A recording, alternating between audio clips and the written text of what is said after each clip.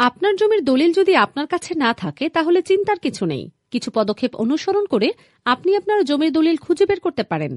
নিচে ধাপে ধাপে করণীয়গুলো বলা হলো। জমির তথ্য জোগাড় করুন। প্রথমে আপনার জমির নিচের তথ্যগুলো সংগ্রহ করুন: দাগ নম্বর, খতিয়ান নম্বর, মৌজা ও জেলা শহর বা থানা, জমির পরিমাণ, সাবেক মালিকদের নাম যদি জানেন। ভূমি অফিস বা সাব রেজিস্ট্রি অফিসে যোগাযোগ করুন। আপনার জমি যে এলাকায় অবস্থিত সেই এলাকার সাব রেজিস্ট্রি অফিসে গিয়ে নিচের পদক্ষেপ নিন।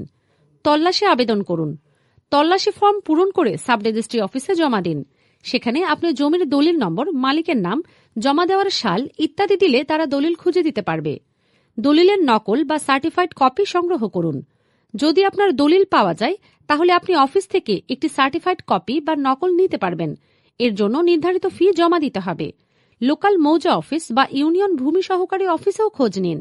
সেখানে খতিয়ান বা দাগ নম্বর আরও বিস্তারিত রেকর্ড থাকতে পারে, যা দলিল খুঁজে পেতে সাহায্য করবে। আইনি পরামর্শ বা তথ্য জানতে আমাদের ফলো করুন।